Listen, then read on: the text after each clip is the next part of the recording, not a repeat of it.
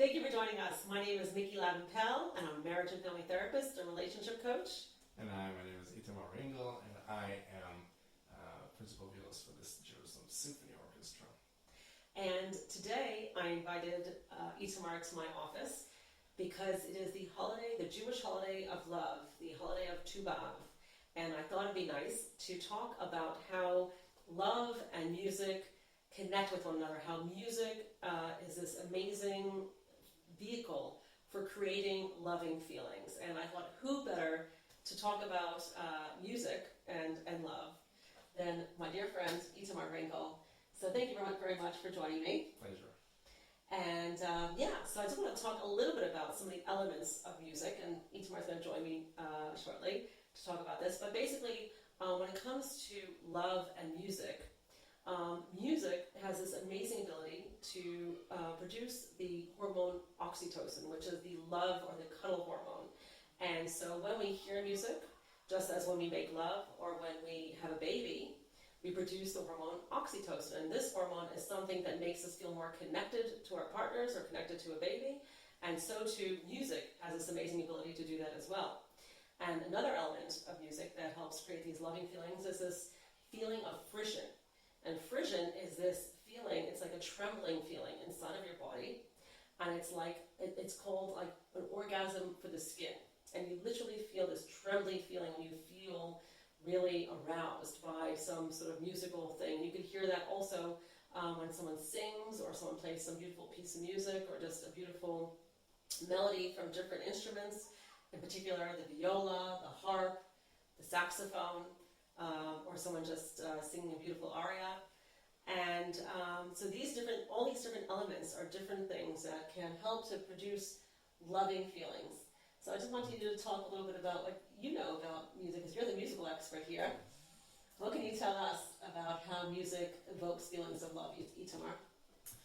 So, actually, I think that music is, like, from very early on in human history, is related to the themes of love, because, once, of course, the first vehicle of expressing love or expressing any emotion is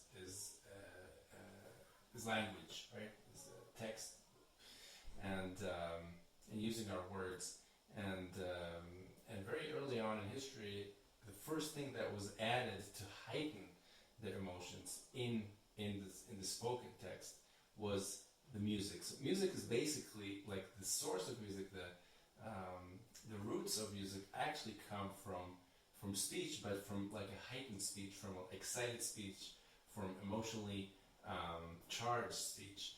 So I think basically music really comes out of emotionally expressing the words that you're saying. So for us, really, music is really, has really become to be associated very, very strongly with, first of all, emotion, and secondly, and very kind of popularly, like popular culture, uses music in order to really express feelings of love inside of songs. So, for example, because it could be also instrumental music, you could feel these feelings, you can have these feelings. But so I think you have many contexts in which like music could play, could lead you into like the feelings of love. I don't know if that kind of leads to our next point or to what you're looking for exactly, like with regards to. So perhaps you could tell us a little bit about what different elements of music really create those loving feelings, whether it be the way that you play a song or the way that the notes are all compiled together, or I don't know, different aspects or elements of music. What is it that really creates that heightened, loving, connected feeling? What is it that gets the oxytocin really flowing? Yeah. So I think there are several elements, and one of them is the beauty of tone, beauty of sound, and particularly the beauty of the voice. So we, if to kind of think about, what are the sounds that make us most excited and romantically involved, or actually, I think that the most kind of appealing to us would be be first of all the human voice, and then different instruments that kind of imitate the voice, or actually even like heighten it, or express it even kind of in even bigger than life measurements, or how do you say, proportions. So so then you could say the different instruments that you mentioned, of course, and so the beauty of the sound. So like anything beautiful that excites us because of its beauty could also lead us to the beauty of another person, like the inner person. Attraction. To create attraction. That's one thing. Another thing is creating a sense of longing inside the music. Longing as a feeling is something that really connects very closely to feelings of love, because that really creates the will, the desire to connect with another person. And one of the most common elements of music that I associate with longing would be some kind of repetitive motion, something that repeats over and over again, and kind of magnetizes into the music. And that also relates to the heartbeat. I think it's one thing that's really like very kind of personal physical experience that every human beings have, is first of all the heartbeat, which is the first thing you ever heard while you were in utero. Yes. So that's a very strong, very connecting kind of sound. Right. And what instruments would mimic that sort of sound? Any instrument, any instrument that create any kind of rhythm. I mean, maybe there's a very rare number of instruments that cannot, convey any rhythm, but anything that could be like started and stopped, and repeated, so that would be kind of, I would think, any instrument. You mentioned, some specific instruments. I think, for it, a lot of it is cultural, instruments that we kind of got used to hearing them in a context of romantic songs, for example, saxophone, for example, the harp, or piano. For some people it's piano, for some people it'll be guitar. And if we go to the African tribes, for them it's going to be completely either drums, maybe that's already something that signifies kind of symbol. That we take music more as a symbol for something, something else. So interesting. Yeah. So I'm wondering if there's like different musical elements, like how often you play, how the sounds are sort of combined together to help create that loving. We were talking before about how if you combine a set of sounds together, then that sort of draws somebody into a piece of music. Yeah. Right? Yeah. There's something about that. So, between the musical elements, there's also a way of creating love between different aspects of the music. So it could be rhythm, it could be different melodies that could kind of interact with each other.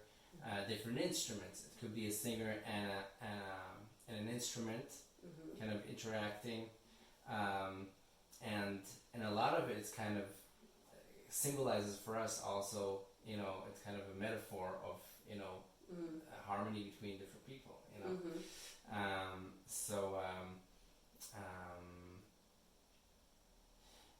We have in music there's like these intervals. You could create intervals that create this kind of resonance.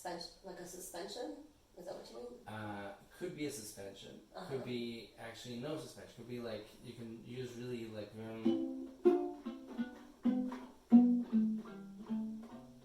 It could be like different intervals that create, some kind of harmony that's more kind of resonating, more pure. But it's a lot of it is also kind of the cultural translation of these intervals. So, yeah. You also mentioned we were listening to a piece of music by was it James Blunt or was it? Yeah. No, I think it was John Legend. Yeah. Or maybe both of those. Yeah. And we were saying how the repeating of several tones together Exactly. is what sucks you in. Yeah, that's right. So, it brings us back to the heartbeat motive, the repetitive motive. So, when you hear something that's repetitive, that kind of draws you in, because maybe that's a sound you're used to. Maybe it's because it's comforting to know that it's always going to be there and it's always going to repeat, and it connects you. And once you're connected and you start noticing, kind of the motion of the music, how it moves, and if it moves in a way that kind of draws you in, if there's like a kind of either like a chord progression that kind of repeats, or if there's like an inner voice that kind of just moves in a certain direction, Right. and you kind of it sucks you kind of into the music, and then once you put the words into that, then you kind of associate exactly like the meaning of the words with the sense of being pulled in, and then you're pulled into the words also. Right. And then once the singer kind of draws you to that point, you can actually take the listener, anywhere. And Wow. So it's kind of like about the familiarity, right? Just like you were saying with the heartbeat. Yeah. Right. The first sound that we hear as before we're infants, when we're in utero, embryos, I guess, fetuses. Yeah.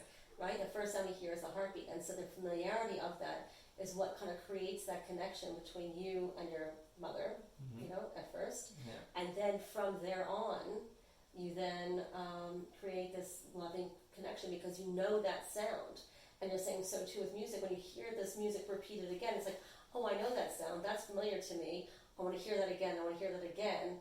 And then the more you hear it, it's kind of like how lovers or, people who, lovers, I guess, they choose sometimes a song. They say, this is our song, right? Yeah. And then they listen to that song again and again, and it reminds them of when they first met, right? Yeah. And so it's like there's something about the familiarity and the connection. That's a really lovely idea. It's a really amazing concept. Yeah. Cool. Yeah. Can we play a little something that and that maybe you could share with us that conveys some sort of romantic, loving feeling? Well, this is a very personal kind of take. Okay. Let's play this one, and we can take a different take. So, if we need. Okay.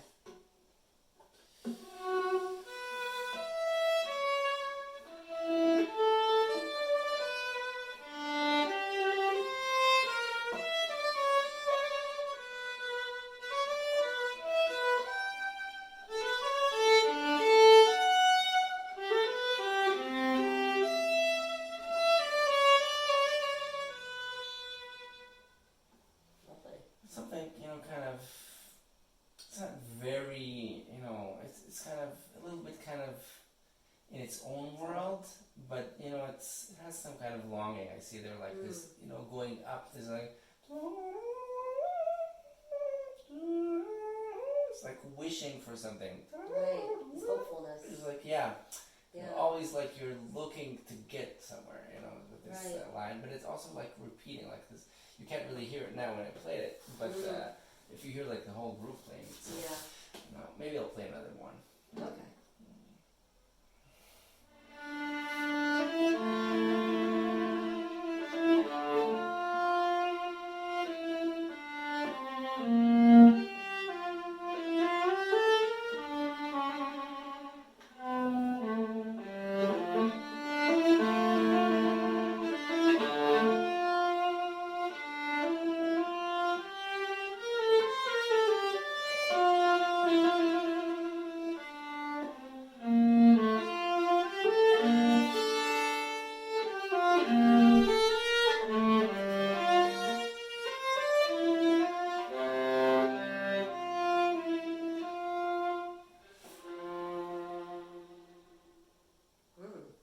And it's kind of a positive note. I usually see music as like a mixture of so many different feelings. Yeah. That, just like isolating and saying, okay, there's love. That's but there are so many elements of love, right? Yeah. There's the longing, there's the attraction, there's the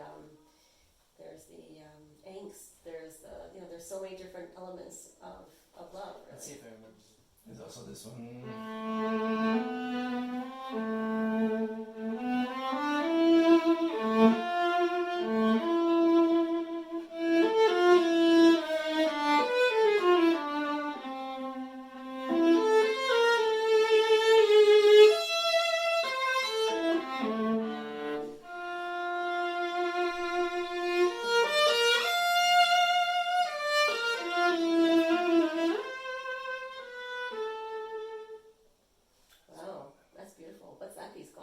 This is called Schubert Sonata, Arpeggione Sonata. Let's see. So what is that? So what is it about that song that would make one feel these loving feelings? What is Suspense. it? Suspense. It's a suspense. You start with a certain kind of formula, and it's kind of a regular thing that you're used to. But then at a certain point, the kind of composer takes you into like a more distant harmony, and then suspends it. It's like that. You want it to be resolved, and it's not resolved. And that creates this excitement. That creates this excitement. Many times you would go to a very distant place, like the distant key. You could like really go like lose your way, but you're longing to kind of solution. So it's about the play between expectation and resolution, or like getting satisfaction. But there's something exciting about love when you don't really know how things are going to end. Yeah. Like and I think that's actually what makes a lot of people struggle with commitment in a way. Yeah. Because they're so scared. I don't think people really know this, but I think when people have the resolution, when they know, oh, this is my person, this is the person to be with, I think there's something frightening about it. Not only because this is the person I'm going to be with for the rest of my life, but also because you kind of know that when you seal the deal, that sort of there's an element of excitement that goes with that. Yeah. Right, because it's resolved. I know I'm going to be with this person, and then you as the person have to make up for the excitement, because the resolution kills the excitement in a way. Do you know what I mean? It kills it, but then you don't know who this person will be in 20, 30 years. Absolutely. It's a voyage. It's absolutely. But I think there's that initial element, and I think that's actually why when couples really get engaged, you think that's the height of excitement and everything. But I think that's also the point at which that the initial level of excitement sort of ends, and then you have to kind of create this new level of excitement of now I'm really getting to know this person. I'm getting to build something with this person. And that's the excitement that you build with this with the music, this heightened sense of I don't know what's going to be, this suspension, and I don't know exactly what's going to happen, right? And that's where the two kind of come together. Yeah. So it's like both something like comforting and also like how did we call it? How do we call it? Comforting and but also creating suspense. Yes. Yeah. So comfort and suspense simultaneously. That's like your brain going in two different directions. Shifting between like the comfort and the suspense. Right. So you go from one to another. Right. Wow. That's wild. If you're always in suspense, you're actually kind of in anxiety. Then it's constant anxiety, and you're like, oh my God, get me out of here. Yeah. But if you feel that, right, there's this comfort of knowing this is my person, this is the person that I feel safe and committed to, connected to a little bit of suspense of I don't know what it's going to be. Right. That's real excitement, and that's comforting excitement. Yeah. Lovely, fantastic. Okay, well, thank you so much for joining me. I hope we're going to do a few more videos like this, where we'll introduce different musical pieces, and we'll break them down into different elements that look at how music really evokes different feelings of love and connection. So thank you very much for joining us today, and I hope you have a very happy Tu B'Av, and hope to see more of you. Thanks for joining. Bye. Bye.